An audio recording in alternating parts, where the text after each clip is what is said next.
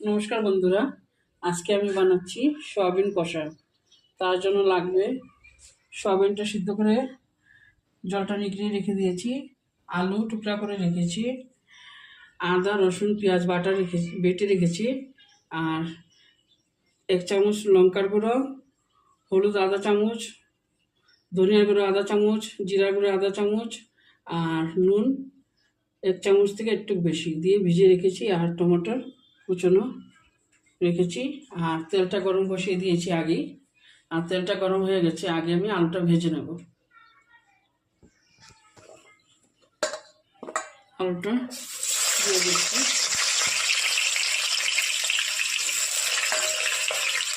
একটু নুন আর হলুদ দিয়ে দেবো, দিয়ে ভেজে নেব।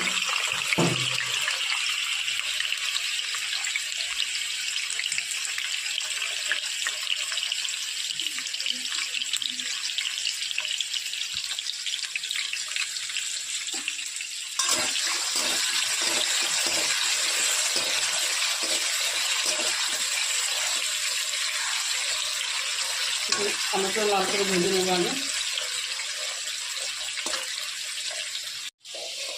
আলুটা ভাজা হয়ে গেছে, আলুটা নামিয়ে নেব।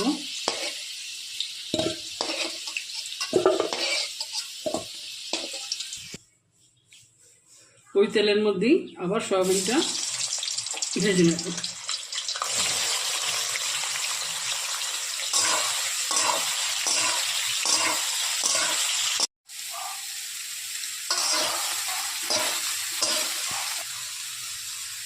এই যে বন্ধুরা, সয়াবিনটা একটু ভাজা হয়ে গেছে, একটু ভাজা করে নিয়েছি কাঁচা মরিচটা চলে যাওয়ার জন্য। এখন নামিয়ে নিচ্ছি। ওই কড়াইয়ের মধ্যে তেল দিয়ে দিয়েছি, আবার তেলটা গরম হয়ে গেছে। ফোড়নে দিয়ে দিচ্ছি তেজপাতা আর গোটা জিরা।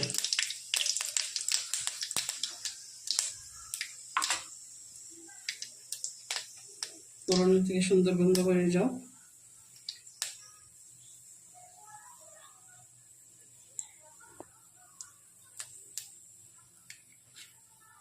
তারপরে দিয়ে দেবো টমেটো কুচানো,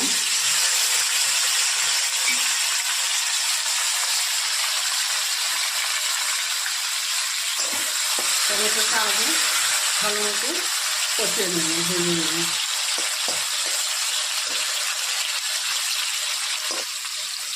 টমেটোর মধ্যে ভেজার পরে একটু চিনি দিয়ে দিচ্ছি, কালারটা ভালো আসবে।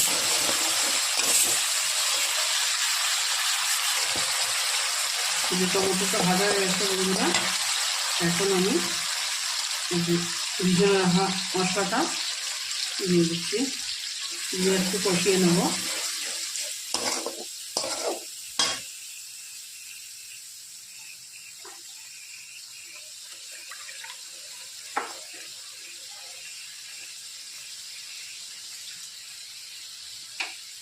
এখন ভালো মতো কষিয়ে নেব।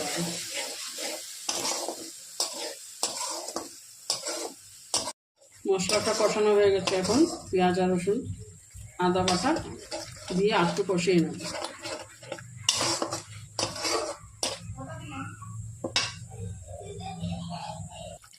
রসুন পেঁয়াজটা কষে গেছে, এখন মশলা কষানো হয়ে গেছে।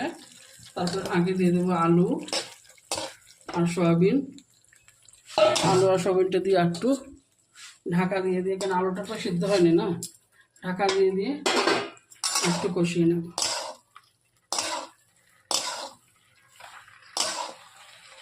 এখন একটু জল দিয়ে দেব, একটু জল দিয়ে ফুটিয়ে নেব। এই দেখুন বন্ধুরা, আমার ঝোলটা ফুটে গেছে। এখন একটু গরম মশলা দিয়ে নামিয়ে নেব।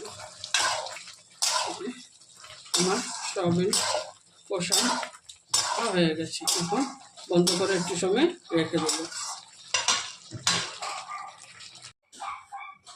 এই যে বন্ধুরা, আমার সয়াবিন কষাটা রেডি হয়ে গেছে।